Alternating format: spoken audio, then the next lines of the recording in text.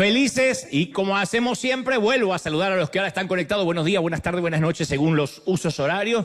Gracias por estar en casa, gracias por conectarse con nosotros y estoy convencido que el mensaje que creo Dios ha puesto en mi corazón nos va a bendecir hoy. Antes voy a contarte rápido, quiero que me prestes atención estos minutos, porque no toda la gente del resto del mundo sabe esto. Cuando Dios nos regaló este arena maravilloso, le prometimos al Señor que estaría abierto 24 horas, 7 días a la semana para la ciudad. De hecho, aquí, insisto con esto, los de casa lo sabemos, pero mucha gente no. Se reúnen los maestros del condado 2 o 3 veces al año, sin ningún costo. La policía, toda la policía del distrito se reúne aquí 2 a 3 veces al año. Te voy a pasar las fechas después, como digo siempre, para que pase los semáforos en rojo. Total, toda la policía está acá. No, es un chiste, bueno, pero pasa los stop, no pasan tantos acá. Los bomberos, ¿qué más? Se hacen las elecciones aquí de la ciudad, se viene la alcaldía, todos los concejales, y sin costo, todo ponemos nuestros ingenieros de audio, de luz, de sonido, porque fue una promesa que íbamos a hacer una congregación para la ciudad. Y ya nos conocen, la policía nos ama, los bomberos también, porque no solo no le cobramos nada, sino que aportamos todo, encendemos todo para que ellos tengan sus fiestas, sus graduaciones aquí. Y nada más lo quiero contar para que el resto del mundo sepa también que River es una iglesia muy comprometida con la sociedad y esta semana pasada aquí se graduaron los bomberos. Fíjense la bandera que estaba allí izada en la puerta en uno de estos autobombas, o no sé cómo se le dice aquí, pero en nuestros países se decían los carros de bomberos, literalmente. Y llegaron con todas sus familias, era la graduación. Estaban muy felices de estar aquí, como siempre sorprendidos de que les abriéramos la puerta, que no les cobramos nada, así que apenas nos incendiemos ellos van a venir muy rápido. Hoy no quisimos cantar ardiendo el fuego por las dudas que los bomberos quisieran venir en agradecimiento a apagar algo. Pero lo bueno es que tuvieron su graduación. Yo te lo quiero mostrar porque esto también es iglesia. A mí me parece tan importante como cuando hacemos nuestros eventos de misiones. Es muy, muy importante. Así que gracias a todos los que son de la familia que permiten abrir las puertas, porque la arena no es mío, es de todos. Así que gracias por ser tan generosos. Para los maestros, para los bomberos, para la policía, para todos. Muy bien. Segundo, antes de transmitirte lo que creo Dios me dijo que te diga, te cuento. Esta semana me viajé a Ecuador, pero no dentro del ámbito de la gira de presidente. Esto no es la fecha de Ecuador para presidente. Va a ser, le cuento al ecuatoriano acá fanático con la bandera, va a ser en febrero, que voy a estar en Quito y en Guayaquil, en 2 teatros. Pero ahora fui particularmente, excepcionalmente, porque hace casi 10 años que no voy a visitar iglesias. Porque no me quiero mover los fines de semana de aquí y durante la semana tenemos mucha actividad con el programa de televisión, con la gira. Pero fui a Ecuador para estar en esta iglesia querida que se llama Comunidad de Fe, que me están mirando ahora, a quienes les mando un saludo enorme. Comunidad de Fe. Este es el pastor David Igman, un gran amigo, un gringo que está allí en Ecuador, que tiene una iglesia. Había esa noche, esto fue la noche del jueves, había unas 6.000 personas allí, es su congregación. ¿Por qué fui? Porque voy hace 11 años, casi ininterrumpidamente, a excepción que en el 2019 fue la última vez, luego la pandemia, y ya no regresé. Amo al pastor Igman, amo a su esposa que partió a la presencia del Señor, Katy, hace relativamente poco. Pero quería mostrarte esto porque cuando nosotros todavía no teníamos este edificio, y nos reuníamos en hoteles y cada fin de semana teníamos que ir de hotel en hotel. Eso duró 3 años cuando salimos de la Catedral de Cristal. Y me acuerdo que con contaduría librábamos los cheques los días viernes, orando que no los metan hasta el lunes porque no tenían fondos.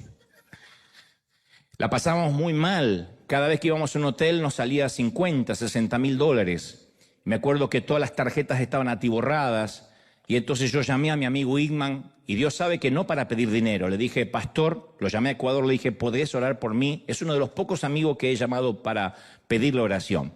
Y me dijo él con su tono gringo y ecuatoriano, mira, no solo vamos a orar, sino que vamos a sembrar en ustedes 60 mil dólares. Y envió Ecuador aquí a los Estados Unidos 60 mil dólares. Fue la única iglesia en la historia que nos ayudó cuando todavía River no era lo que era. Yo nunca me olvidé ese gesto. Le dije, déjame pagártelo de alguna manera. Me dijo, no, una ofrenda no se paga. Así que le dije, bueno, yo me comprometo a cada vez que me invites, al menos una vez al año, a estar contigo. Y fui a hablarle a los líderes, a la gente, hablé sobre el carácter. Fue algo maravilloso y le dije a Igman que queremos conocerlo, él va a venir con sus hijos. Le dije, queremos que la iglesia te conozca porque es un gran sembrador, porque nos ayudó cuando nadie nos ayudaba, cuando nosotros no enviábamos dinero al mundo, sino que estábamos muertos de hambre, no teníamos cómo pagar ni el sonido ni las luces. Ecuador, la iglesia Comunidad de Fe nos ayudó. Esto es caballerosidad, nunca se olvidó. Dios los bendiga mucho. Dios los bendiga mucho. Ya te transmito lo que Dios me dijo que te diga, pero hay un pequeño teaser. Ya nos estamos acostumbrando a eso. Dura creo que 40 segundos, que dicen que algunas imágenes valen más que 1000 palabras. Y como la gente de Ecuador le prometí que los iba a pasar, Comunidad de Fe, esto es un resumen chiquitito de lo que pasaba este jueves allí en la mitad del planeta. Mira.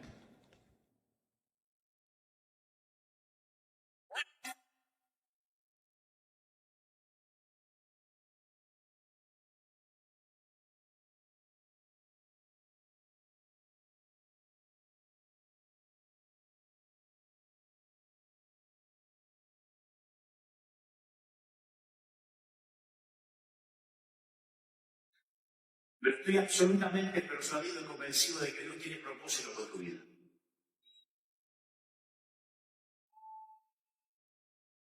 Yo no sé cómo esa gente hace para estacionar, para llegar hasta allá arriba. Es una calle pequeña que llega hasta la iglesia. Miles y miles de autos, no podíamos llegar desde el hotel, que está en tiempo regular a 15 minutos de la iglesia. Tardamos 1 hora y media en llegar, porque el tránsito en Ecuador es como Colombia, es tenaz, ¿no? Y Colombia tiene un sistema que es pico y placa, que es que en horas pico, según cómo termine la placa, pueden salir a la calle o no puede sacar ese auto. Placas que terminan en par los martes, placas que terminan impar los miércoles, y así se llama pico y placa, para que no todos los autos estén a la vez en la calle, si no es un desastre. ¿Qué hacen los colombianos? Se compran 2 autos con 2 placas diferentes. Somos hispanos, gente. Ecuador no tiene el pico y placa, pero es también tenaz. Pero fue maravilloso. Después que estuvimos allí, yo creo que hablé durante 1 hora y media, fue realmente maravilloso y quería mandarles este saludo. Ahora sí, ¿están listos para lo que Dios nos va a dar, sí o no? Antes te cuento que ayer tengo que celebrar que nuestro equipo se fue hasta Tijuana, lo hizo muy bien, celebramos eso. ¿Dónde está Guillermo? Subí rápido y contame. Esto fue SOS. Esto fue ir allí hasta la frontera, hasta la valla y descubrir a toda esa gente que está intentando pasar. Vemos imágenes ya. Contame qué pasó, Guillermo. Bueno, fue increíble el día de ayer. Pudimos dar alimentos a cientos y cientos de personas. Son personas desplazadas. Tijuana está viviendo un tiempo de que están llegando muchos migrantes de todo el mundo. Hay gente, por supuesto, de Latinoamérica, Centroamérica. Hay mucha gente de Haití, hay gente de Bangladesh, gente árabe, está llegando de todos lados del mundo. Teníamos razón, con mucha necesidad. No son solo mexicanos. No, de hecho no podíamos hablar con muchos de ellos porque no hablan ni español, ni hablan inglés, hablan solamente haitiano o su dialecto, y era difícil comunicarnos, pero para poder dar comida asistimos con médicos, con dentistas, corte de cabello, le dimos actividad a los niños, un montón de actividades, y por sobre todo le dimos comida caliente que tanto están necesitando. ¿Y qué decía la gente? Me contaste también que la prensa se acercó, estaban sorprendidos, Sí, ¿no? Sí, no sé de dónde vinieron porque nadie les avisó, pero venían de Univisión, venían de la agencia F, que repartían la noticia a todo el mundo, pero realmente estuvo excelente. Pero lo más importante, creo, pastor, de esto es sentirnos orgullosos con Pastor Rudy y Fernando, que también fueron de gran ayuda, trabajábamos juntos. Los voluntarios que tenemos acá, quiero destacar cada uno de ustedes, están repartidos por todos lados. No, es increíble. Mirá. Y llegaron el viernes. Llegamos el viernes, trabajamos todo el día el viernes, y muchos me decían, pastor, ¿podemos ir el viernes? Le digo, bueno, si quieren vayan, pero no sabemos que si lo vamos a necesitar, porque teníamos supuestamente ya arreglado todo. pero ahí estuvieron, pagaron su hotel, su gasolina, su comida, y estuvieron el viernes con nosotros, juntos con los voluntarios de Tijuana, y trabajando incansablemente hasta las 12 de la noche el viernes, luego al otro día temprano todo el día. A la noche llegaron, ayer a la noche, y hoy estuvieron aquí a las 7 de la mañana. No, es impresionante. Es impresionante. Yo digo siempre, ¿cómo se puede hacer esto? Porque uno ve las bolsas y dice, bueno, se invirtió dinero, la movida. Sí, se invirtió mucho dinero, que son también los recursos de la congregación. Pero no lo haríamos sin la atracción a sangre, sin la gente nuestra que va, sin nuestros voluntarios. Y yo no me canso de agradecerte. No es una frase hecha.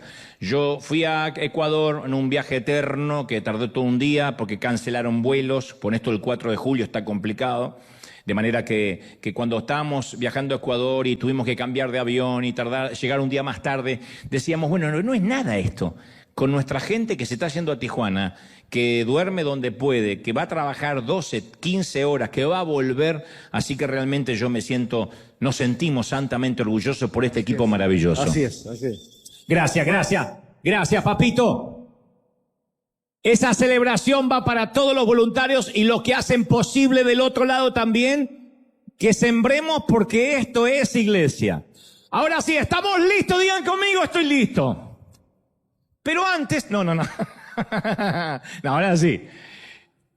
En Paraguay existe una ciudad llamada Cateura, que es la más pobre de ese país, situada en las afueras de Asunción, Cateura. Es una comunidad formada en torno a un relleno sanitario, ¿no? La mayoría de las personas, o un relleno de reciclaje, la mayoría de las personas se ganan la vida vendiendo botellas de plástico o todo aquello que puedan reciclar de la basura. Es uno de los mayores vertederos de América Latina. Y los recogedores de basura separan, venden desperdicios por algunos centavos y viven, obviamente, en la indigencia, la mayoría en la marginalidad. Y en esa pequeña ciudad de unos 25.000 habitantes existe un grupo de jóvenes que hacen música, mejor dicho, hacen instrumentos de música reciclando la basura. Y después tocan, obviamente, son realmente extraordinarios. Convierten latas en timbales, tubos de desagüe en trompetas. Ellos interpretan sonatas de Beethoven con cubetas plásticas. Un tal Fabio Chávez se imaginó una escuela de música para darle un poco de dignidad a estos muchachos que no tenían otra salida, que no veían un futuro, y se sumó a un tal Don Colá Gómez, que se dedicaba a recoger basura también, pero que tenía la habilidad de ser un artesano. Entonces fabricó un violín con una simple lata de pintura y ese fue el inicio. El siguiente instrumento fue un violonchelo, lo confeccionó con un barril de aceite, hizo las clavijas con un cepillo, el taco de un zapato, una cuchara de madera. Y gracias a estos inventos, la basura y los muchachos que vivían rodeados de ella han tenido una segunda oportunidad. Desde el día que esta historia se hizo pública, han aparecido en programas de televisión, han recorrido el mundo, los han invitado de diferentes cadenas. Se llaman El Vertedero Armónica o también la Orquesta Reciclada de Cateura. La Orquesta Reciclada de Cateura. Y al ver esto, yo pensaba ayer, yo no podía dejar de pensar en la gracia de Dios, porque se me ocurrió pensar, y nadie se lo tome personal, que Dios también hace música con la chusma.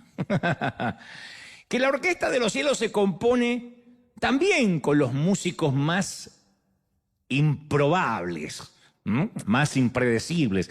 Pedro, la gran trompeta, negó el nombre de su maestro antes de ser el Pedro que conocemos. Pablo toca el violín, pero en una época liquidaba, se deshacía, mataba a cristianos. Y el tipo del arpa, bueno, ese es David el mujeriego. Y presta atención, una especial atención a una mujer que en esa orquesta típica toca la guitarra. Pero antes de presentarte a la mujer de mi historia que toca la guitarra en la orquesta improbable de Dios, yo quiero que nos ubiquemos en tiempo y espacio. En espacio, geográficamente, en Jericó.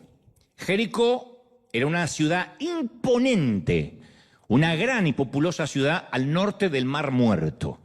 Jericó es considerada por los arqueólogos como la ciudad más antigua del mundo, remontándose a 10.000 años antes de Cristo. Una ciudad activa, grande, famosa, una mezcla de Manhattan con Las Vegas, para que nos demos una idea. Contaba con una fluida actividad comercial gracias a su ubicación al sur del valle del río Jordán. Estaba en una ubicación estratégica, en medio de dos rutas que convergían, una ciudad fusión y una ciudad también cosmopolita, porque había gente de todas las nacionalidades. Y Jericó era parte del reino amorreo, que era grotescamente violento, depravado, protervo, disoluto, pagano, odiaban todo lo que tenía que ver con Dios, no tenían ningún respeto por la vida humana y mucho menos por Dios.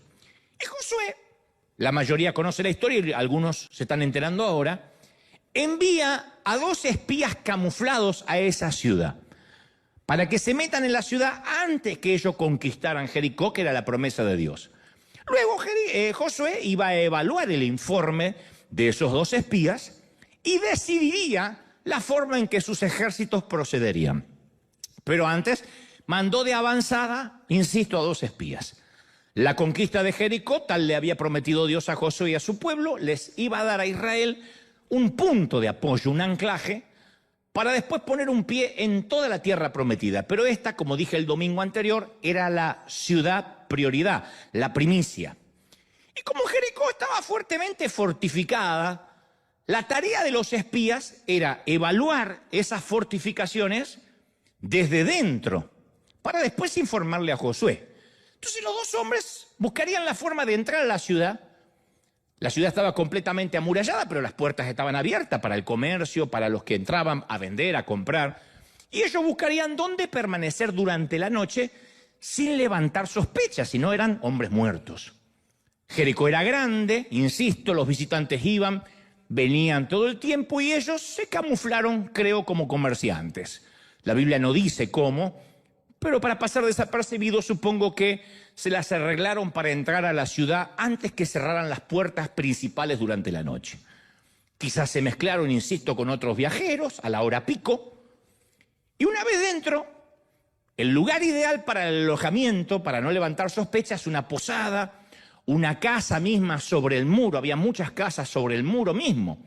Porque desde allí, desde el muro, podían ver y evaluar las defensas de la ciudad.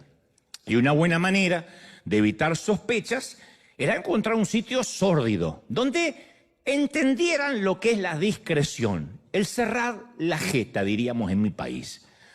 Y es ahí donde aparece en escena la mujer de la que te hablé, que seguramente toca la guitarra en esta orquesta improbable del Señor. Y su historia ocupa el 2 capítulo entero de Josué. Dice la Biblia en el 2 capítulo de Josué que Josué envió 2 espías secretamente y les dijo, vayan, reconozcan la tierra en Jericó. Y ellos entraron en la casa de una ramera que se llamaba Rahab y posaron allí. Uno podría mencionar muchas cosas de Rahab. Yo, si hubiese escrito yo la Biblia, menos mal que no lo hice, no mencionaría la profesión, porque había otras cualidades de la dama. Por ejemplo, era cananea. Rahab, la cananea. Ofreció hospedaje a los espías de Josué. Rahab, la que ofreció hospedaje. Sobrevivió a la destrucción de la ciudad, te lo contaré en momentos. Fue injertada en la cultura hebrea, también te lo contaré en momentos. Así que no necesitamos remarcar su profesión. La primera vez que yo prediqué sobre esta mujer la llamé al mensaje El Hilo Rojo, que está disponible en nuestro sitio web. Y no creerás cuántas críticas me llegaron de todo el mundo. Una dama me dijo, Dante, siempre te veo, te escucho con mis hijos, pero has sido demasiado explícito. Y cuando hables de esta mujer deberías evitar algunos detalles que sonrojan. Yo tampoco dije nada feo ni grosero, pero cuando me dijeron esa crítica dije, sí, todavía sigue molestando la profesión de esta dama. Voy a las Escrituras y entiendo que de las 8 ocasiones que se la menciona en la Biblia, en 5 se la presenta como ramera. De las 8 que la mencionan, 5 dice prostituta. Yo digo, una sola vez no era suficiente, ya entendimos. O esa referencia no podía haber sido matizada, digo, con un eufemismo tipo algo más delicado. Rahab, la mejor anfitriona de Jericó. Rahab, la divertida que hacía sentir bienvenido a todo el mundo. No sé, disfrazar su profesión, disimularla, enmascararla un poco para que después la podamos predicar con tranquilidad y las hermanas no se asusten. Ponle un poco de corrector a esta imperfección bíblica, higienizar un poco, ¿no? La Biblia. Ay, por favor, claro, yo le diría al escriba, y no menciones el burdel. Di que es una posada, con los años se creerá que fue un hotel. O en todo caso, haz como Disney. Cuando en 1990 compra el guión de Mujer Bonita y lo transforma en un éxito de taquilla. Disney, poniendo de ejemplo en su película a Julia Roberts, tuvo la idea de hacer ver el trabajo de la prostitución como algo glamoroso, poniéndolo en la piel de esta gran actriz. Y el mensaje que dio la vuelta al mundo con esa película que batió los récords de taquilla era: si eres una prostituta, igual podrías tener una grandiosa historia de amor con alguien como Richard Gere. Oh. Pero la Biblia no dice nada de esto, no la menciona como una mujer bonita, no le pone música de fondo. Sin embargo, apunta a ella como un cartel de neón. Y hasta añade su nombre al Salón de la Fama del libro de los Hebreos. Nos adelantamos en las Escrituras hasta el Nuevo Testamento y allí aparece Abel, Noé, Abraham, Isaac, Jacob, José, Moisés y luego inesperadamente Rahab, la ramera. Sin asterisco, sin notas al pie de página, sin disculpa. De hecho, su historia de prostitución es parte de su testimonio. Y volviendo a esta populosa ciudad de Jericó, su casa, la casa de Rahab, no está en algún callejón oculto del pueblo, en una calle sin salida, sino justo sobre la famosa muralla. La pared se ve que es suficientemente espaciosa como para poner sobre ella construcciones, un sendero o una calle, algo similar a lo que es actualmente la muralla china. Y esa es la zona comercial más cara de Jericó. El lote inmueble más caro es ahí. Por eso asumimos que Rahab tiene éxito en su negocio. Lamentablemente su negocio, su comercio es la prostitución. Se vende a los hombres perversos de esa ciudad aún más perversa. Y tanto ella como su casa son muy conocidas. Todos conocen el camino al burdel del muro. Los que han ido y los que han oído de a oídas. Todos conocen el camino al burdel del muro. Y todos saben lo que esta mujer se dedica, a lo que esta mujer se dedica. Y muchos de estos hombres conocen esas satinadas sábanas egipcias. Lo que pasa es que sus esposas no lo saben, pero han estado en esas resbalosas y satinadas sábanas. Ella, la mujer, piensa que no tiene ninguna misión en la vida, que no sirve nada más que dar placer a unos transeúntes a cambio de dinero. Es una mujer sin moral, obviamente, vive en una cultura pagana, se dedica a todo lo que Dios detesta. O sea que su largo descenso en el abismo moral comenzó mucho antes, fue intencional. ¿Quién sabe por qué? Lo cierto es que hasta ahora es irreversible, ella no está esperando cambiar de vida. Se dedica a esto. Vive en el mismísimo sótano de la jerarquía moral de una cultura gentil. Es degenerada, que la cultura es totalmente degenerada y excesivamente pagana, insisto. Pero la providencia divina, Dios, va a llegar al burdel de la muchacha y ese burdel va a ser uno de los ejes del triunfo militar de Israel. Y aquí es cuando la historia se pone interesante. Llegan los 2 espías que envió Josué y ella, como suele hacer a diario, le abre la puerta a los muchachos sin preguntar nada. Porque en su negocio es esencial la confidencia y la discreción. No te pregunto el nombre, no te pregunto de dónde vienes, hacia dónde vas, si estás casado, si eres soltero. Vienes a buscar diversión y eso me vas a encontrar. Además, si quieres pasar desapercibido, la mujer lo sabe, un prostíbulo es lo ideal. Los burdeles, a través de la historia, han tenido la política de no preguntar nada, de no investigar acerca de con quién se están inmiscuyendo. Los invita a entrar, tal como hace con el resto de los clientes. Desde luego, los israelitas no sacan ventaja de eso, no dicen, bueno, ya que estamos de espía, aprovechemos un ratito. No. Quizás fue eso mismo lo que ganó la confianza de la muchacha. No están allí para usarla, están en misión, son soldados. No van a abusar de ella, son tipos serios, sobrios. Y no vinieron a divertirse ni a pasar un buen rato. De hecho, son dos caballeros y la tratan con muchísima caballerosidad y con mucha dignidad. Entonces la casa de Rahab era perfecta para los propósitos de estos dos soldados. Porque el puesto donde está ubicada su casa permite mirar de cerca la muralla, que es la defensa principal de la ciudad que Israel pretende conquistar. A sus espaldas hay otra ventana desde la que se ve la vastedad del desierto regado por el Jordán. Pero la ubicación de la casa de la dama hace posible una rápida huida de ser necesario. Si están metidos más dentro de la ciudad, en el riñón mismo, les va a costar escapar si las cosas salen mal. Por eso ese es el lugar ideal. Y para alguien, seguramente un cliente regular del burdel, le parece que estos tipos son algo extraños, actúan algo extraños. Se dieron cuenta porque cuando Rahab abre la puerta, ellos entraron de manera muy caballerosa y así no entran los que van a consumir los despojos humanos de una mujer a cambio de dinero. Su manera de entrar, de caminar, les hizo pensar a este husmeador chismoso que algo andaba mal. Además, la mayoría de los lugareños se mantenían en guardia respecto a los intrusos porque les dieron órdenes estrictas de informar al rey sobre cualquier movimiento sospechoso porque han visto que todo Israel está acampando alrededor y en cualquier momento pueden querer entrar. El rey funciona de la misma manera que un alcalde, que un intendente en nuestros países. Este en particular tiene el control militar. Dice que fue dado aviso al rey de Jericó diciendo, he aquí, 2 hombres que presumimos son de Israel, han venido esta noche a espiar la tierra. Eso lo relata Josué capítulo 2, versículo 2. Apenas el monarca, el rey, se entera que los espías se están escondiendo en casa de esta dama de dudosa moral, envía soldados a arrestar a los 2 tipos. Así que ahora podemos ver una docena de hombres escurriéndose por un estrecho camino de adoquines en la zona roja de Jericó. Es muy tarde, promedia la medianoche, y en la zona roja no solo hay prostíbulos como el de Rahab, sino que hay tabernas alumbradas con antorchas que aún están abiertas y algunos parroquianos un poquitito pasados de copas y de tequilas mexicanos.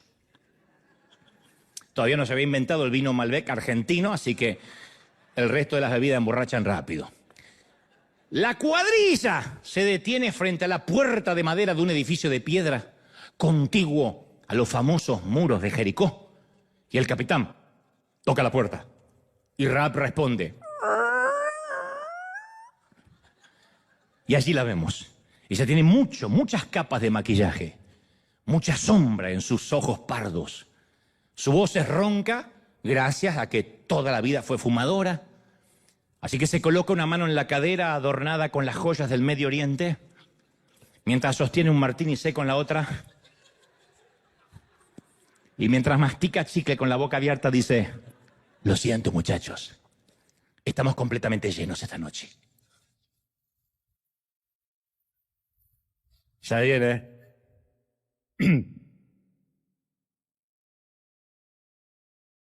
Y el capitán dice, no estamos aquí para eso.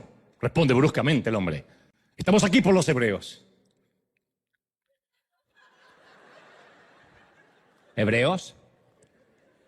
Pensé que esos tipos habían venido aquí solo para divertirse, no sabía que eran hebreos. ¿No lo sabías? No hago preguntas, nene.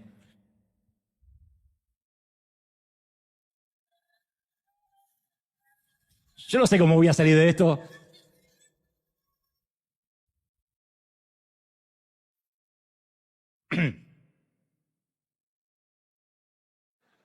El capitán, estamos buscando a los espías, ¿dónde están? Y Rahab da un paso hacia afuera, mira hacia la izquierda, hacia la derecha, y luego baja la voz y dice en un susurro, se acaban de ir. Se escabulleron antes que se cerraran las puertas. Si se apuran, seguro los agarran. Y los soldados del rey dan media vuelta y salen corriendo. La rapidez mental de Rahab salva a los espías. Y el relato sugiere que ella, antes de abrir la puerta, ocultó a los hombres cuando se enteró que venían los mensajeros del rey, antes que los hombres estuvieran en la puerta. Cuando dijeron, vienen los soldados, se ve que los ocultó. La velocidad y la ingeniosidad de su plan para esconderlos sugiere que tiene experiencia esta dama en este tipo de situaciones. Los esconde en la terraza del burdel, que dice que tenía unos manojos de lino, que tenías puesto en el terrado, los tenía ahí.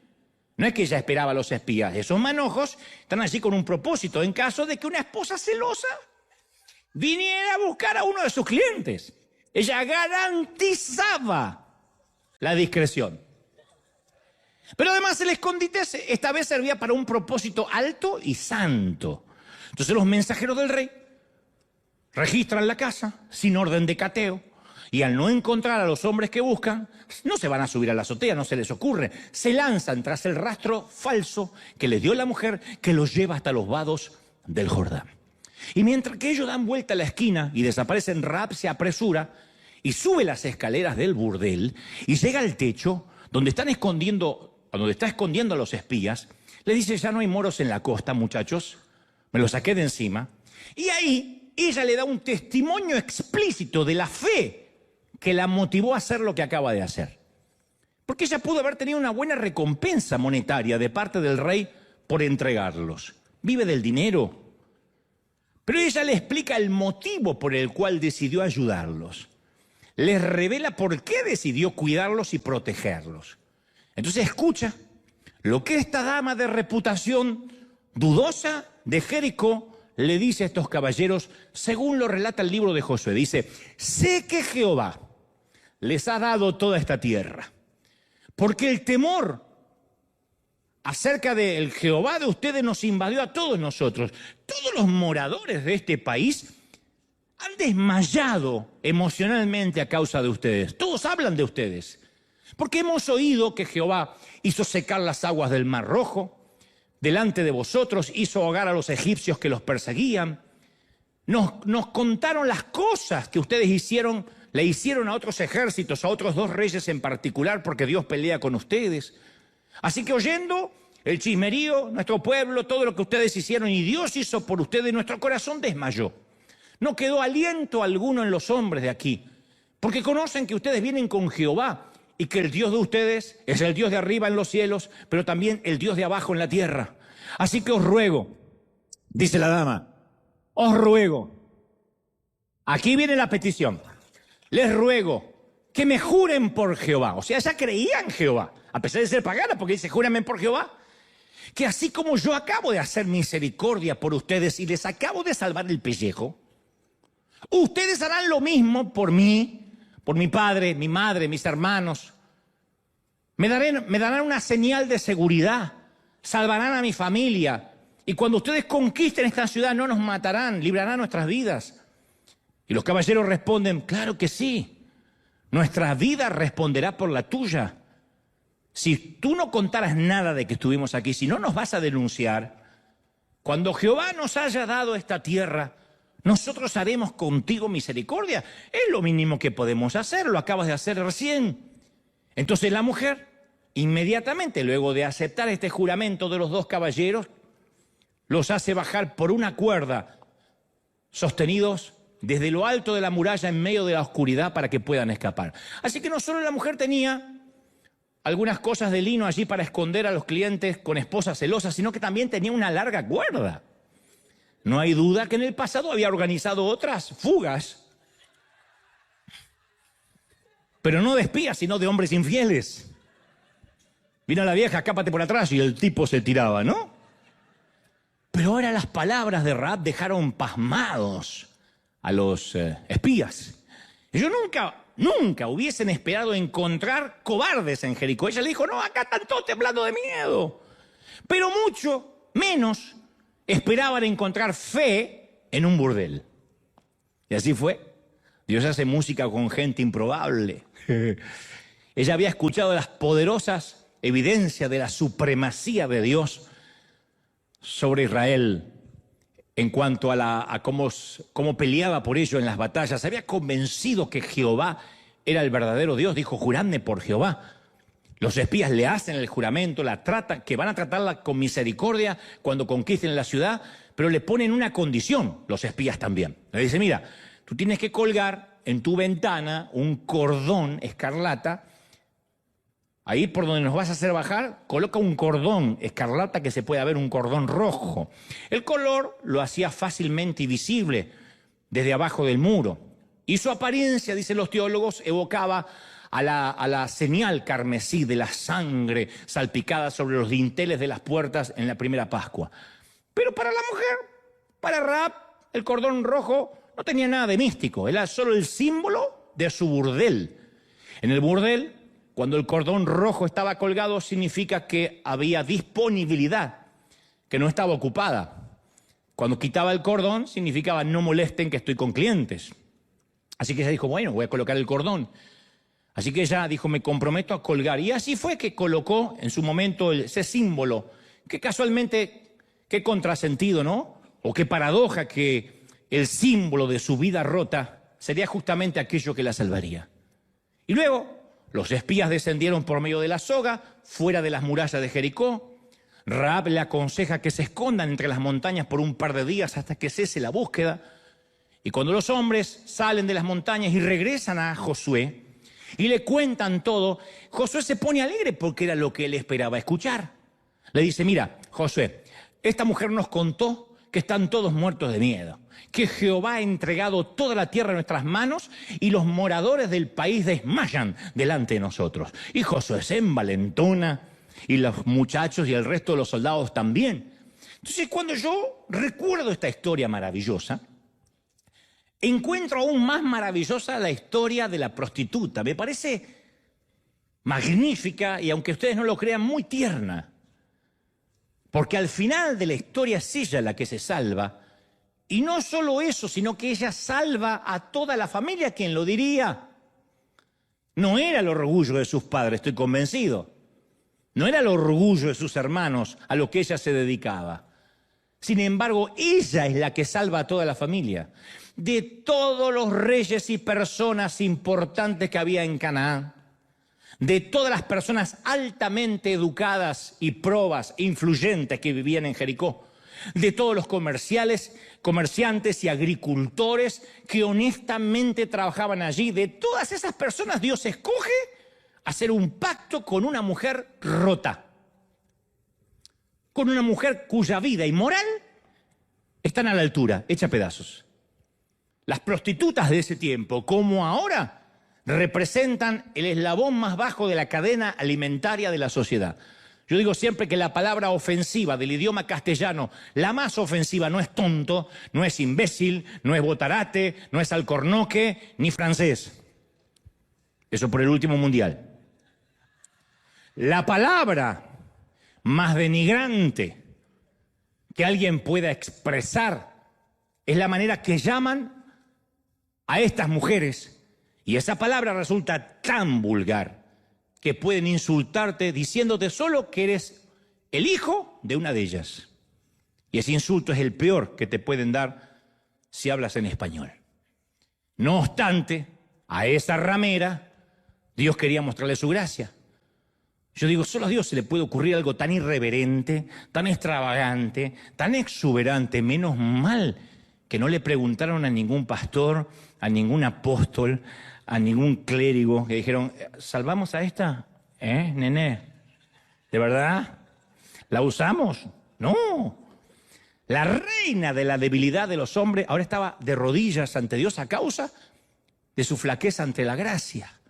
Entonces, estos espías pudieron haberla tratado de manera vulgar, doblemente inmunda, pagana y a lo que se dedicaba, como la gentil ramera que era. Pero algo sucedió. La gracia pudo más. Y en esa tierra usurpada por un pueblo pagano, en esa ciudad dada a la idolatría, en medio de esa casa dedicada a una lujuria aberrante, Dios estaba allí derramando su cuota de gracia. La gracia había seducido a la reina de la seducción. Y Rahab salva la vida de su familia a través de la fe. Su familia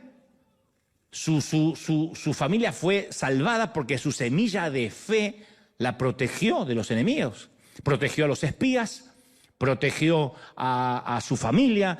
Y esa es la cosecha que recibió. Todos fueron salvos por ella. Entonces, lo que Dios hace por su familia es lo que ella hace por Israel. Ella fue elegida para cuidar el corazón de los espías, de su propia familia y de todo Israel. Cuando leo la historia no dejo de pensar, Señor, si Rahab tuvo oportunidad, no estamos lejos nosotros, ninguno de nosotros. Y este es el punto. Los cristianos tenemos un gran defecto. Nuestra memoria es tan buena que nos impide olvidar el pasado de los demás. El nuestro queremos que se entierre en lo más profundo, en el fondo del mar, pero siempre estamos sacando a la luz el pecado del otro. Dios arroja los pecados al fondo del mar, pero algunos tienen el ministerio del buceo. Y van a buscar pecados ajenos. De hecho, a Rahab nosotros la recordamos como la prostituta. Y yo pregunto, ¿qué nos da ese derecho? Pregunto. Ustedes dirán, pero está en las Escrituras. Sí, pero ¿qué nos da el derecho? Yo imagínate que después de tu tropiezo, yo sé que acá no tropiezan, tropieza el otro servicio, acá vienen justo todos los santos, pero imagínate que tropezaras, ¿no? Te equivocaras y la gracia te alcanza y te perdona una y otra vez. Pero nosotros aquí la forma de identificarte es agregar a tu nombre un adjetivo similar al de Rahab. Solo porque eso era lo que eras antes de que el Señor te perdonara. Bienvenida, Alicia, la chismosa. Oh, mi hermano Orlando, el lujurioso, el divinidoso y pornógrafo, Dios te bendiga. Silvia, la ninfómana, la calenturienta, gloria al Señor. Espero que no haya ninguna que llame así y que tenga ese adjetivo, ¿no? Porque si no es profecía, palabra de ciencia. Vino Antonio el mentiroso, Patricia la loquita está. Bienvenido Juan el drogadicto. ¡Qué feo! ¡Qué feo que nos pusieran el adjetivo de aquello a lo que nos dedicáramos antes de conocer al Señor o aquello que nos identificaba antes de encontrarnos con la cruz! Entonces yo digo, lo que derribó los enormes muros de Jericó no fueron las 13 vueltas aburridas del pueblo de Israel. Lo que destruyó a Jericó no fue el grito desaforado de las millones de personas que estaban afuera, ni el toque desafinado de los sacerdotes con sus shofares. No fue el...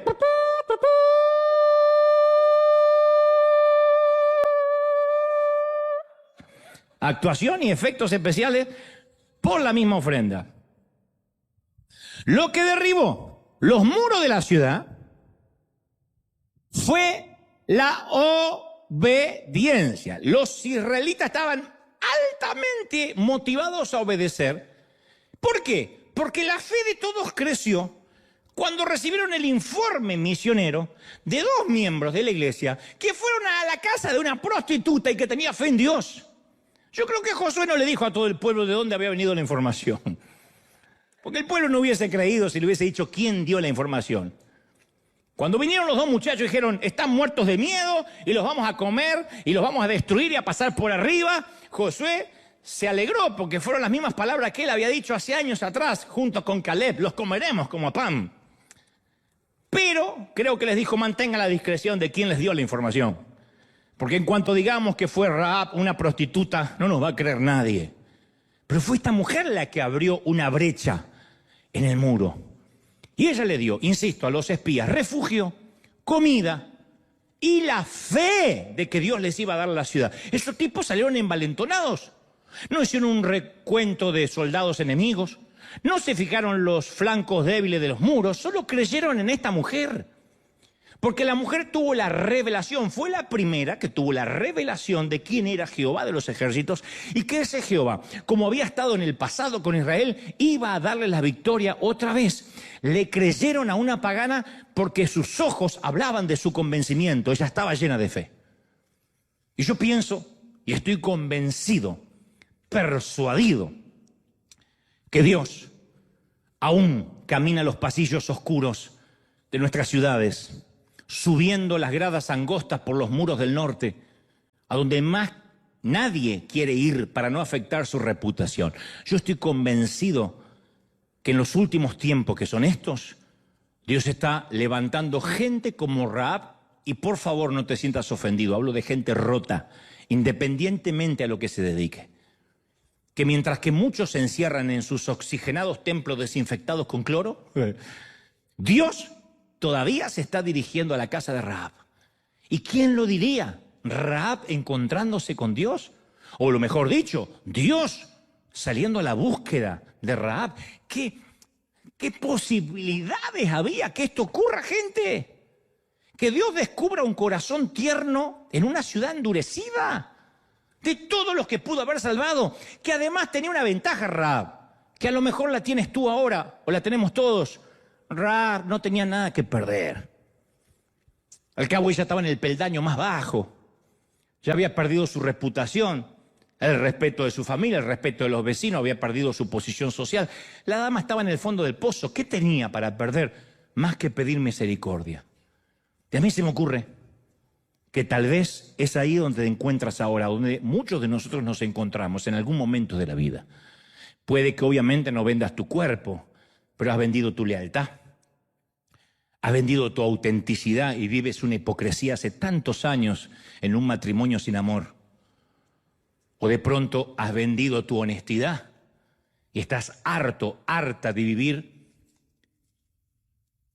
en la indiscreción, proscripto, con miedo a que te descubran.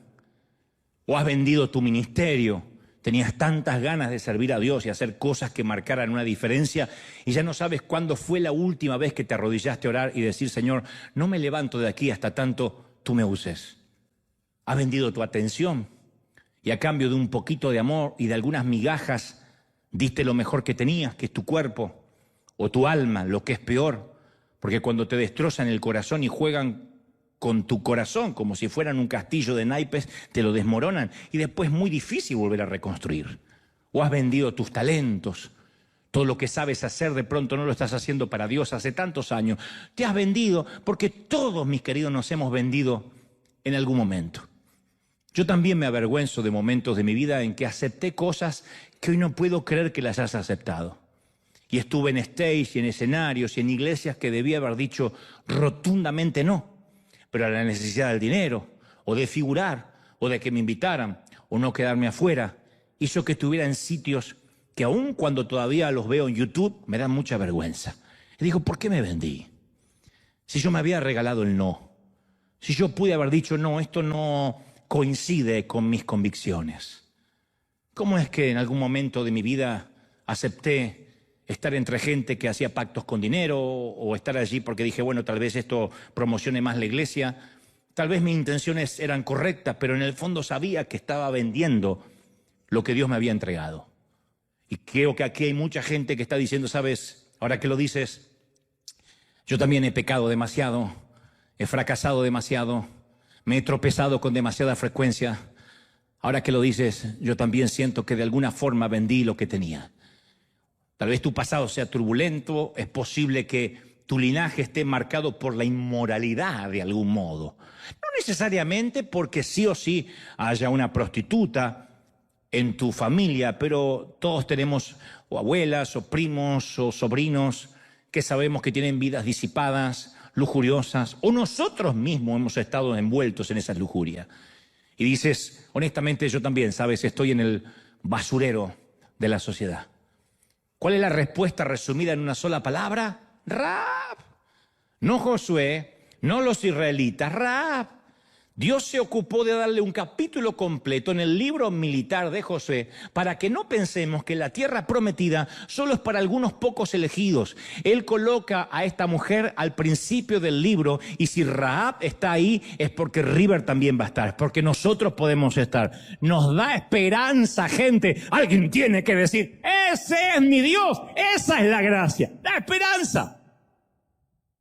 Rahab recibe más pulgadas de tipografía que los sacerdotes, que el asistente de Josué, que los propios espías. Yo digo, si la cantidad y la cronología ¿Quieren decir algo en la teología? Entonces la posición de Rahab me está diciendo esto. Dios tiene un lugar para las Rahab de este mundo. ¿Lo creemos, sí o no? Hay un lugar. Para los que se sienten rotos, para los que se sienten lastimados, hay un lugar específico. Dios no te olvida. ¿Cómo te ama el Señor? ¡Aleluya! ¿Cómo no te va a amar? Claro, resulta que los espías hebreos realmente eran misioneros. Eran evangelistas. Porque ellos, cuando subían por los muros o cuando entraban, pensaban que iban a hacer una exploración militar. Pero Dios no necesitaba un informe de reconocimiento. Si el plan de Dios era derribar los muros de la ciudad, le dijo, den vueltas, canten y toquen shofar. Y se van a caer como fichas de dominó los muros. Dios no necesitaba que Josué enviara un reconocimiento previo. De hecho, nunca Dios se lo pidió a Josué. Dios no envió a los hombres a pedir información necesariamente. Él envió a los espías para llegar al corazón de Rahab. Y si Josué sabe que la orden de Dios es enviar un equipo de avanzada, él cree que es para recalar información, pero es para alcanzar el corazón de la prostituta. Y cuando los espías escaparon, Rahab hizo todos los preparativos, porque ya había entregado su corazón a Dios. Le dijo a su familia que se preparara. Imagínate la cara de la madre. Mamá, nos vamos. Van a atacar y nosotros vamos a ser salvos. Ah, sí. ¿Qué servicio ofreciste anoche para semejante oferta? Ella se mantuvo atenta. Estoy seguro que chequeó 1000 veces si el cordón grana estaba allí, si estaba bien atado en su ventana. Y cuando entran los hebreos, ¡ataque por Esparta! Ah, no, por Israel. Los muros cayeron. Cuando el resto de la ciudad pereció, Rahab y su familia sobrevivieron. La única casita que no tocaron, yo creo que todo el mundo se cayó, menos esa partecita donde estaba la casita con el cordón grana. Sobrevivió el burdel de la ciudad. El burdel del muro sobrevivió. Dice Hebreos 11:31, más allá en el Nuevo Testamento, por la fe de Rahab la ramera, no murió, no pereció. El testimonio se mantuvo a través de los siglos. Su profesión de fe importó más que su profesión de acompañante de hombres pasajeros. Y después de la destrucción de Jericó, Rahab vivió con los israelitas, se fue a vivir con ellos. Usted dirá, ¿y qué pasó con ella? Se fue a vivir con los israelitas, porque algunos me están mirando, ¿y qué pasó? Los que tienen menos Biblia que una mezquita. Después me critican en las redes y dicen, yo veo a tu gente con Biblia, pero por lo menos présteme atención para que después lo encuentre.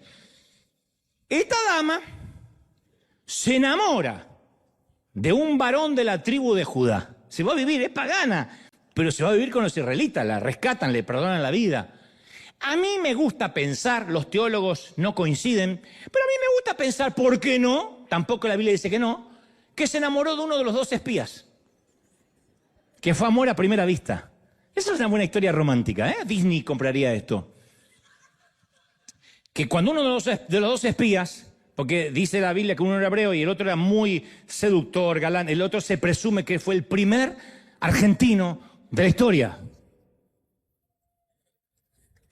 Hola, nena, buscamos información. Muy Richard Gere, el tipo, le dice, buscamos información. Y ella dice, ok.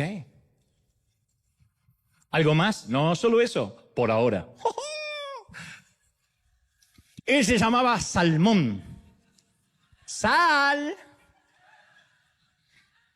Se casa con Salmón y tiene un hijo al que llama Boaz.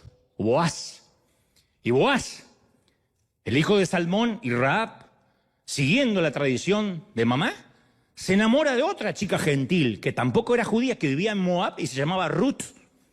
Y ellos tienen un bebé al que le ponen el nombre Obed, que tuvo un hijo al que nombró Isaí, el papá de alguien un tanto famoso llamado David.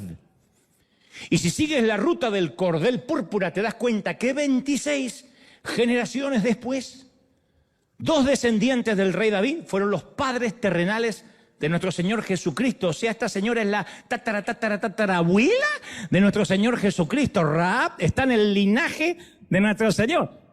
Eso lo dio, gente. Aparece entre los ancestros de Jesús. Y a Jesús no le da vergüenza ser descendiente de una prostituta, ¿eh? ¿A qué se dedicaba una de mis abuelas? Sentate, niño Jesús, que te cuento. Y todas eran como tú, mamá, chicas vírgenes. No, la abuela era de armas llevar. Era una guerrera, soldado y veterana. Mirá cuán lejos te puede llevar un cordel rojo cuando te das cuenta que nadie está tan roto como para no poder salvar la vida de los demás.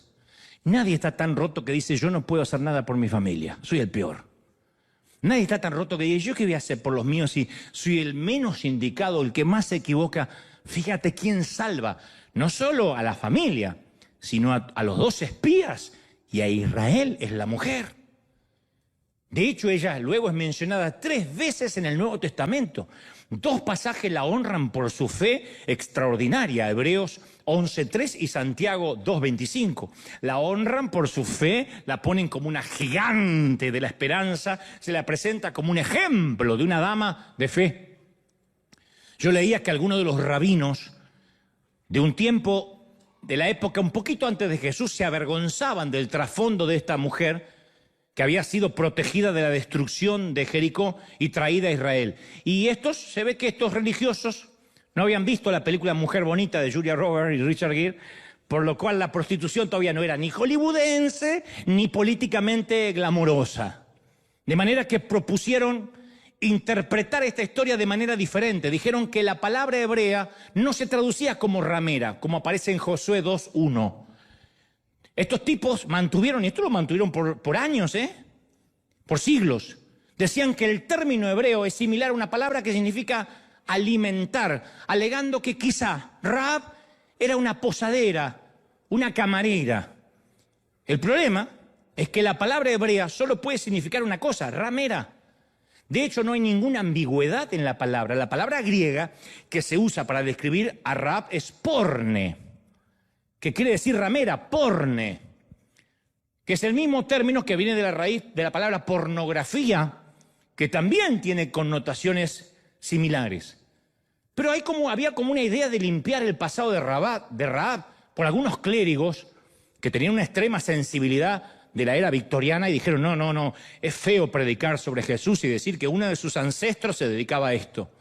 Entonces Spurgeon, aquel famoso predicador bautista de finales del siglo XIX en Londres, en un mensaje dijo una vez, un mensaje no había YouTube, pero muchos lo escribieron y dio la vuelta al mundo, dijo, esta mujer no fue una simple camarera ni anfitriona, por Dios, no seamos pacatos, era una ramera legítima.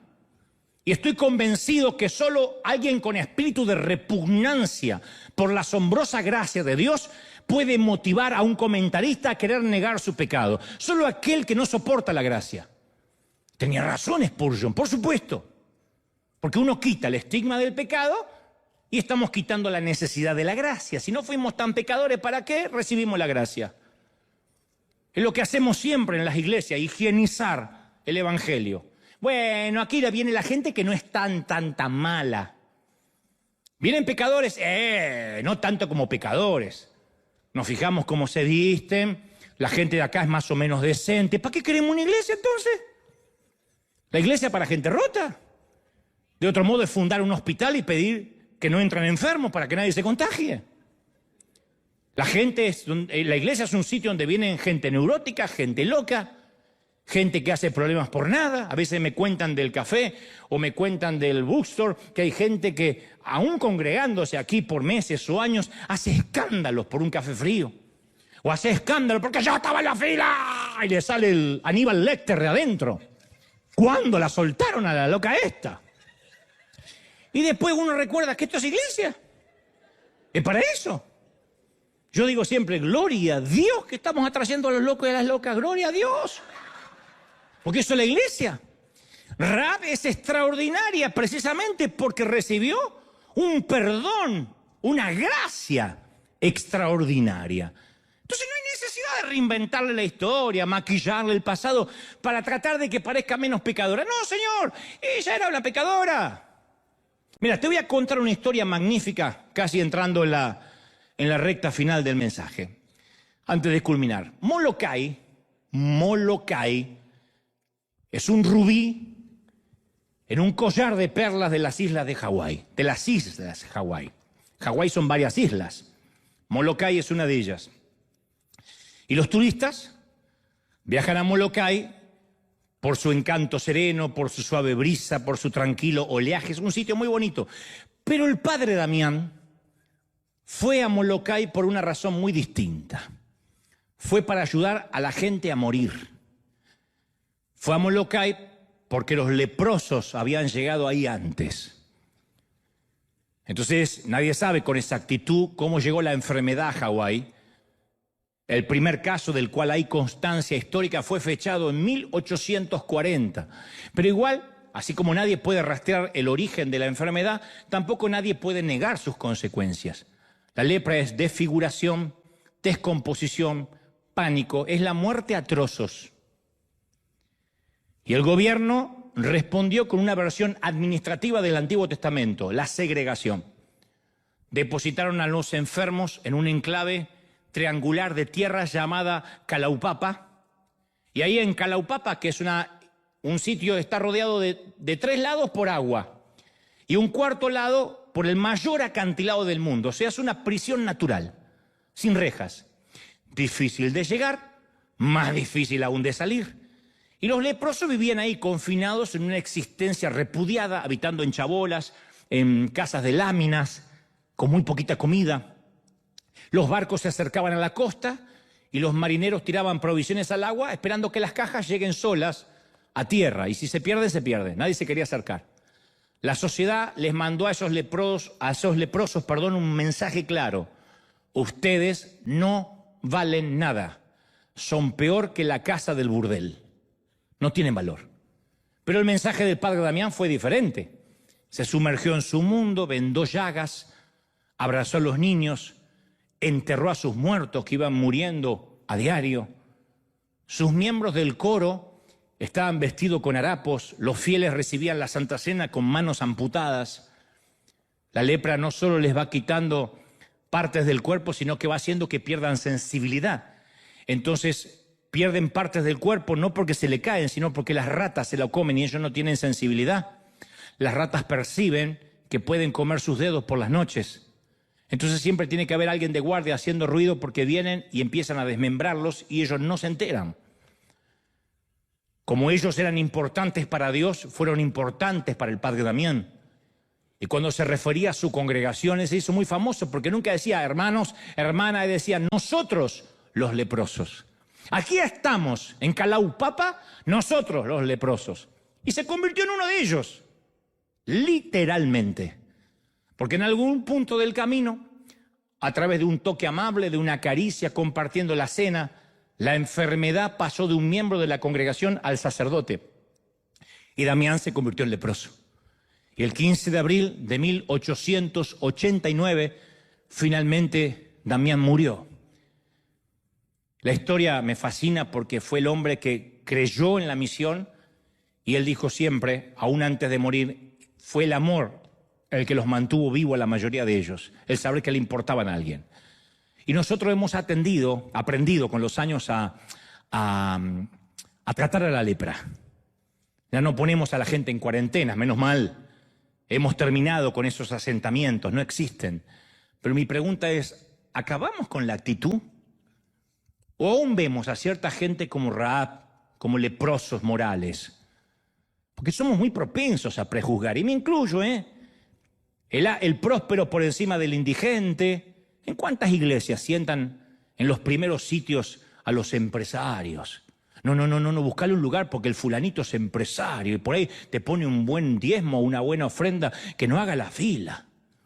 ¿En cuántos sitios, aún en nuestras congregaciones, la prioridad parece que es el que tiene mejor automóvil que el que baja de un camión o de un bus?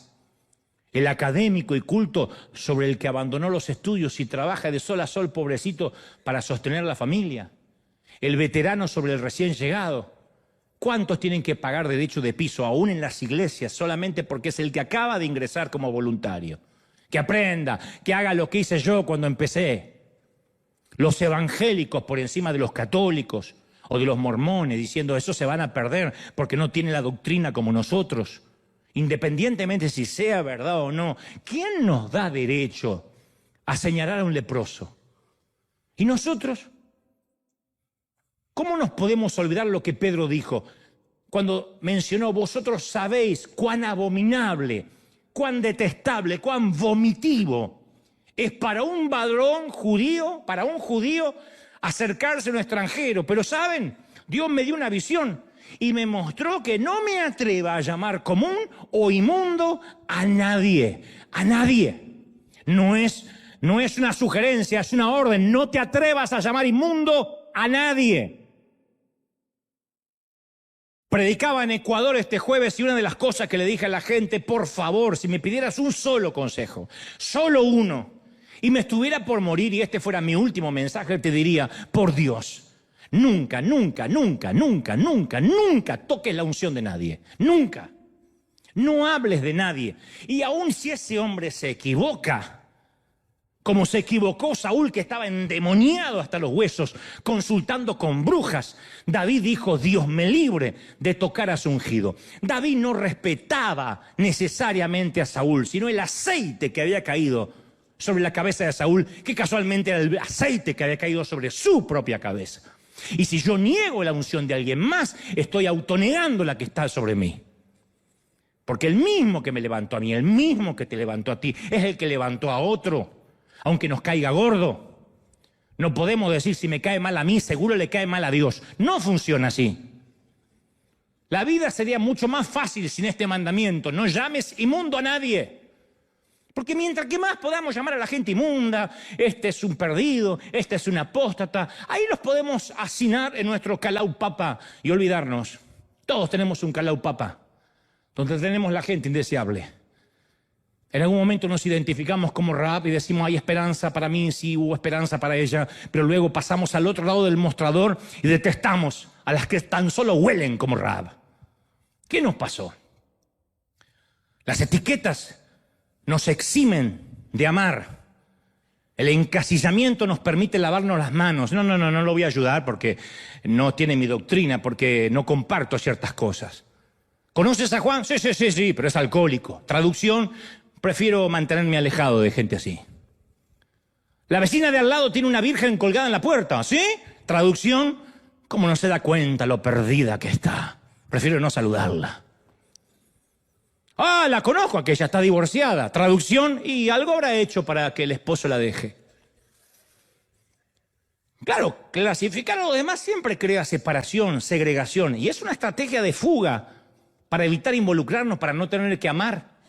Jesús tocaba a los leprosos, amaba a los extranjeros, por eso lo llamaban, ahí viene el bebedor de vino, amigo de publicanos, ahí viene el amigo de los pecadores, era un insulto. Pero el racismo no lo detuvo para hablar con una samaritana. Ni los demonios pudieron hacer nada cuando se acercó el endemoniado.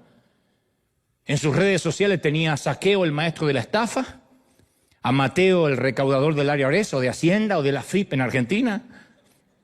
Algunas rameras que conoció en la casa de Simón lo seguían en Instagram, le ponían corazoncitos, emojis. Jesús pasó 33 años caminando entre los basurales de este mundo, caminando y abriéndose paso entre el vertedero de la humanidad. Apocalipsis 5:9 dice, Jesús, digno de recibir el rollo escrito y de romper sus sellos, porque fuiste sacrificado y con tu sangre compraste para Dios gente de toda raza, de toda lengua, de todo pueblo y de toda nación. Ese es nuestro Dios. ¡Aleluya! ¡Qué inspirador! ¿O no? Yo digo, yo leo esta Biblia, las Escrituras, pero sin higienizarla, sin querer oxigenarla, tal cual como está, y veo que él ha usado toda clase de gente. Es un grupo ecléctico, es un grupo de gente tan diferente. Es una diáspora de razas, de credos, de etnias. Y Él los usa todos para sus propósitos. Yo digo, yo tengo esperanza. Y ahí hay prostitutas, asesinos, perseguidores, mentirosos, ladrones, estafadores, analfabetos, ignorantes, ciegos, lisiados, suegras, argentinos. De todo. Todos metidos ahí. Yo digo que Dios nos conceda la gracia para tratar a las personas como Él las trató. Es mi única oración de aquí hasta que tenga que partir. Le digo, ayúdame, préstame un poquito de tus ojos, ¿cómo los miras? ¿Cómo me miraste a mí? Tal vez Rahab, ahora que lo pienso, tal vez Rahab nunca escuchó la frase, aquella famosa, que en el servicio del amor solo los soldados heridos pueden servir. Y tal vez tú tampoco la escuchaste nunca. Yo la mencioné bastante durante la pandemia. Y cada vez que evoco esta frase, que en el servicio del amor solo los soldados heridos pueden servir, me lleva a las mismas preguntas. ¿Qué tal si nuestras heridas más profundas, si la familia disfuncional que nos tocó, los avatares, los infortunios, es justo lo que Dios necesitó que vivamos para que nosotros podamos entender a gente que vive lo mismo, para que fluya la misericordia? Yo no me imagino lo petulante que sería yo, lo orgulloso que sería si hubiese nacido rico o con padres funcionales, si me hubiesen dado mucho cariño en la infancia. Tal vez hoy sería de esos tipos insoportables que juzgan a la gente, que los exhortan. Si es que acaso me dedicaría a predicar, tal vez no estaría haciendo esto. ¿Qué tal si en lugar de tratar de arreglarnos a nosotros mismos y sentir culpa por lo que somos, nos dejamos que Él nos use así como somos, como Él quiere, para su gloria, por su misericordia? ¿Qué tal si el quebranto que a veces le pedimos a Dios que nos quite, de hecho es un regalo? Rahab, yo permito que por una temporada vivas así, porque así es como te quiero, entregada, sencilla, pidiendo misericordia. ¿Qué tal si las heridas que le imploramos a Dios que a veces nos sane, que nos quite, las cargas que suplicamos que Él remueva, son justos las circunstancias que nos capacitan para servir? Yo siempre digo, yo no serviría a Dios. ¿Cómo sirvo? No soy el gran servidor, pero caramba, que doy todo de mí. Si no hubiese pasado lo que pasé, ¿no será que nuestro quebranto es nuestra bendición? Y algunos de ustedes, como yo, hemos padecido tanta angustia, hemos sufrido tanto.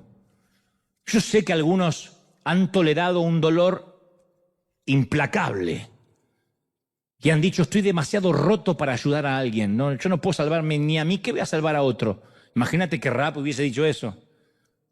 Si apenas me puedo levantar a la mañana. Otros dicen, casi no puedo hablar sin quebrarme, sin llorar, se me quiebra la voz. ¿Cómo puede esperar Dios que yo sirva para algo? Y eso exactamente sintió Rahab. Pero Dios decide incluirla en el árbol familiar, decide salvarla y usarla para ser un canal de bendición a todo Israel y meterla entre los héroes de la fe. En la galería de arte de los héroes de la fe, ahí está Rahab, a la altura de María, la madre de Jesús, a la altura de Ruth, de Sara. Entonces mi segunda pregunta es, ¿cuál es tu casa en el muro? Así como la casa de Rahab fue preservada durante la batalla, Cristo predijo que las puertas del infierno no prevalecerán contra la iglesia. Entonces la iglesia no es este edificio. La iglesia somos nosotros, la gente con un mismo sentir. De hecho, durante el 2020, River llegó más lejos que nunca con el edificio este cerrado. Por eso yo digo, ¿cuál es tu lugar seguro en el mundo? Y no hablo de algo geográfico. Por ahora te ofrezco la familia a ti y a los que están aquí de River Arena como tu lugar en el mundo, tu sitio de favor si no tienes uno. Dios hizo que nuestra basura se convirtiera en música. Hizo partituras de gracia con nuestro vertedero, ¿sí o no? Y te adelanto, el cielo está repleto de hombres y mujeres como Rahab, rescatadas y rescatados para su eterna sinfónica. Esos son sus tesoros, somos los tesoros en vasos de barro. Pudo haber delegado su partitura en ángeles, pero nos eligió a nosotros, porque al fin de cuentas todos nosotros somos como esa orquesta reciclada de Cateura, de Paraguay. Él entró en nuestra basura, hizo la orquesta de los cielos, que se compone de todos estos músicos improbables, de gente como nosotros, ya por eso tendríamos que celebrar.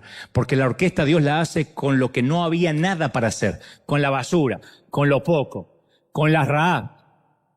Bienvenido a la orquesta reciclable de River. Dale un aplauso al Rey de Reyes. ¡Aleluya! Vamos a celebrar orquesta, vamos, celebra. Vamos a darle un aplauso grande al Señor de señores, celebra al Rey. ¡Wow! Impresionante. Celebra al Rey de Reyes, dale un aplauso sobre tu cabeza. Orquesta sinfónica de la eternidad, orquesta reciclable que supera la decateura. Esta es Riveradina. Desde aquí al resto del mundo, alguien tiene que celebrar a Dios por eso. ¿Tú lo crees? No, ¿tú lo crees? ¡Aleluya! Vamos, aplaude fuerte, celebra. Hay fiesta en los cielos por un pecador que se arrepiente, hay fiesta. Bendito sea el Señor.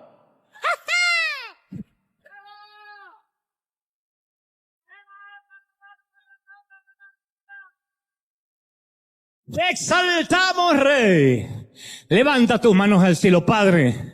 He hablado, he transmitido lo que creo me has dicho que diga. Deja que las lágrimas corran. Deja que el Señor termine de cerrar y suturar la herida.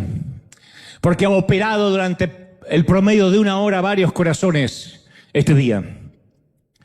Y yo he hablado a tu intelecto, pero como digo siempre, he orado para que el Espíritu Santo llegue donde yo no puedo inmiscuir mis manos ni mi voz, donde el Espíritu Santo solo puede llegar, que es a los tuétanos, a lo más profundo del ser.